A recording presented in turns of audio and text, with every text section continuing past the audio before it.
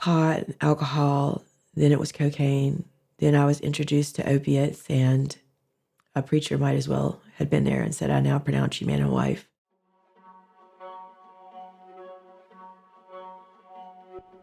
Both of my parents were addicts of one form. My dad more an alcoholic, my mom an alcoholic and an addict. I started smoking weed around 13, but really started using pills around 18. And then pills went to meth and heroin. My drug use started when I was young, smoking weed and drinking. Not until my early 20s did I get into the hard stuff, and that's when I started to get the repercussions of drug use, going to jail and breaking relationships. And then I struggled with my addiction for the next 15 years, doing everything I could to quit. I got into drugs real heavy. Through that time, I had multiple vehicles that I had lost, family members that had cut me off, jobs that I've lost. Just great opportunities were going right out the window. I was running a business and I was losing touch with that. I was also into a marriage that I was about a year into. Started to become real hopeless there towards the end. The longer I kept drinking, which was pretty much every day, I was becoming more and more hopeless. I didn't see no way out of it.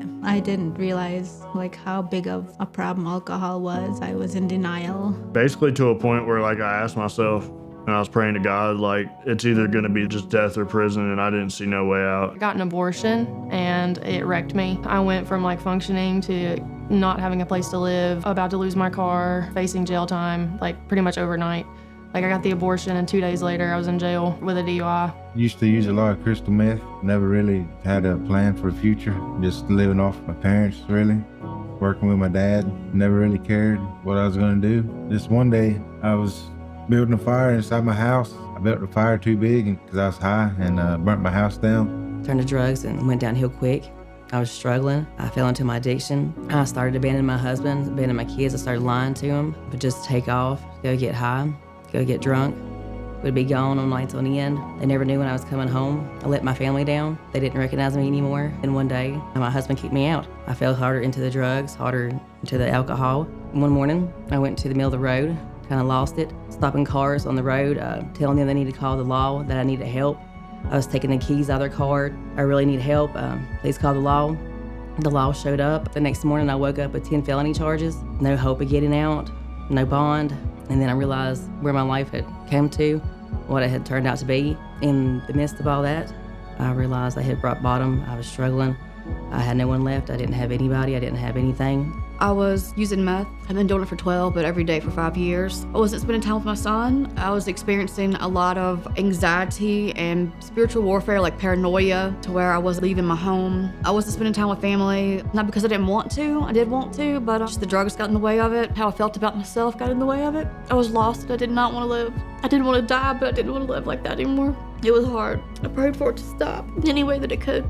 I was living in my car, staying high all the time. Any substance I could get into my body, I did. I could never get high enough on anything that I did. In and out of jail, in and out of prison, didn't have really anyone to turn to. Then I just got really tired of living life high.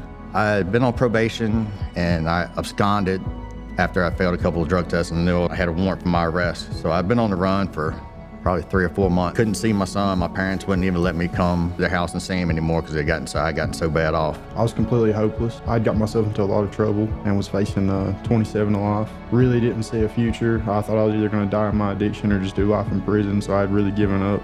I hadn't seen my son in 5 years and really just, I didn't want to live, I was a shell of the person I used to be just because of how far I'd gotten in my addiction. I just let it slip away from me, and to the point where it controlled me. I just kept drinking more and more on a daily basis until it got to the point where I was spending all my money on alcohol. I finally ended up in jail again. I was just sick of myself, really. I prayed for death. Finally, a friend told me about the well. My experience at Eagle's Nest has been really good, Something I didn't have before I got here was a relationship with Jesus Christ, and the amount of change in myself and, how I was operating, how I was, looking at the world and how I was dealing with my own emotions is so much different, especially when you take in that relationship with Jesus Christ. And the amount of change, and just in my marriage as well, is something that is just so profound and so incredible. I just feel like I'm a completely different person from the time I got here till now. It was overwhelming at first, kind of a culture shock. Coming here with a jail mentality and violent past, just an overwhelming feeling of love and peace, like everything was gonna be all right, you know what I mean? I prayed for death, and I do believe that God answered that prayer for me.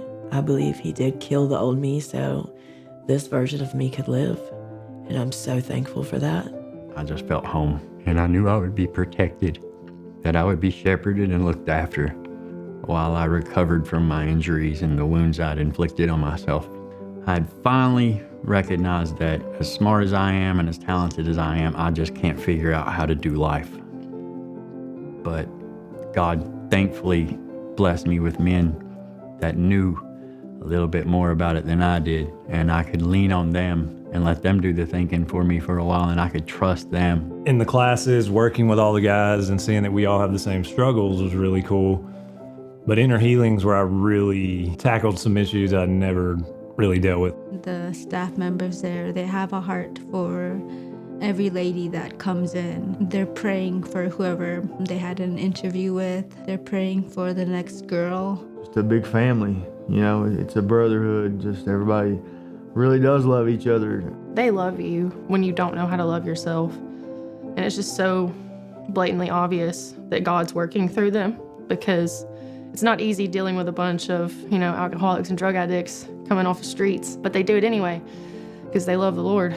I'm in a very good place now, so much better than I was before. I'm full of hope. I feel more confident. I don't live in shame. I walk different, I talk different, I act different. I have my family back in my life. My husband, he's proud of me. My kids are so happy. They see the change in me. It saved my life. Once I got here and realized, it's not a drug problem, it's a you problem. I had so many problems that I didn't even know where to start. Literally, Jesus turned me inside out, and I've really not been the same since then. I finally understand that my life does have a purpose and that I am meant to be here. God doesn't expect me to be perfect. They don't expect me to be perfect, that I'm worth it, that I have worth. I'm just grateful today for Eagle's Nest and for the life that it's given me through Jesus Christ. I've heard it said that it takes a village to raise an idiot, and I'm an idiot. But I finally found my village. This is my people, this is my family, this is my church. I've been in a lot of places, but I've never been a place like this where you can just let your guard down, you can trust people, you can be yourself, and you can love people and be loved. And you don't have to perform or keep up this identity that you've created for yourself. You can just be yourself. I think that's what we're all looking for, is just a place to be accepted for who we are and be loved. Not be judged and criticized or put down.